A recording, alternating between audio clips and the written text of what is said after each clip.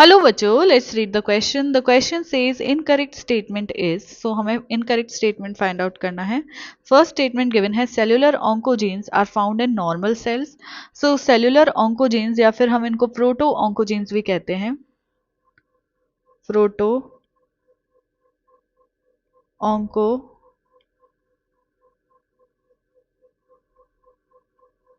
Jeans जो होते हैं, कुछ ऐसे जीन्स हैं जो कि हमें नॉर्मल सेल में मिल जाते हैं. ठीक है, सो ये स्टेटमेंट करेक्ट है. सेकेंड दे रखा है oncogenic transformation is due to activation of proto oncogenes. ठीक है, सो कुछ जीन्स जैसे सेल्यूलर ऑन्कोजीन्स, प्रोटो ऑन्कोजीन्स हो गए, वो नॉर्मल सेल में हमें मिलते हैं और ये एक्टिवेट होते हैं कुछ कंडीशंस के अंदर, सर्टेन कंडीशंस के अंदर ये एक्टिवेट होते हैं और ऑन्कोजेनिक ट्रांसफॉर्मेशन कर सकते हैं सेल्स का.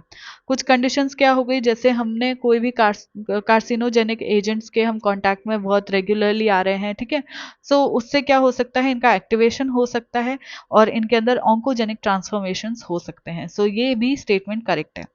थर्ड दे रखा है identification of gene in individuals with inherited susceptibility of cancer is not possible. So हम यहाँ पे लिखा हुआ है कि हम उस जीन को आइडेंटिफाई नहीं कर सकते. ठीक है, यहाँ पे स्टेटमेंट में ये गिवन है कि जो आइडेंटिफिकेशन होता है जीन का एक इंडिविजुअल के अंदर, कौन से जीन का, जो कि इनहेरिट हुआ है उसके मदर फादर से, मदर फादर ग्रैंडफादर ग्रैंडमदर से, जिसके अंदर हमें ससेप्टिबिलिटी है कि जो कैंसर हो सकता है उसके अंदर, वो कैंसर या फॉल्टी जीन हो सकता है जो कि कैंसर कॉजिंग है.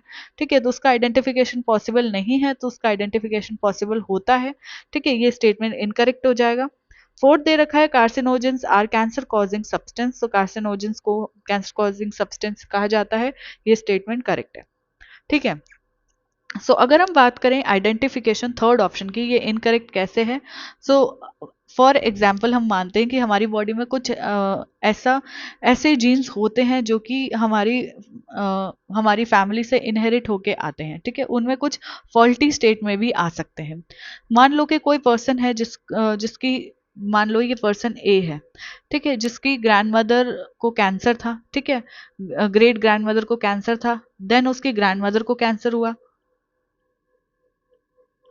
तो ये फॉल्टी जीन बहुत ज़्यादा चांसेस हैं कि इस ए पर्सन में भी आ जाएं. ठीक है, बहुत ज़्यादा चांसेस हैं कि इस ए पर्सन में भी आ जाएं, बट इसका आइडेंटिफिकेशन हो सकता है.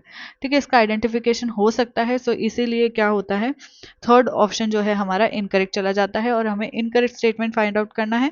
सो थर्ड ऑप्शन जो है हमारा करेक्ट हो जाएगा. आंसर 3 हमारा फाइनल आंसर हो जाएगा. आई होप कि आपको क्वेश्चन अच्छे से समझ आ गया है.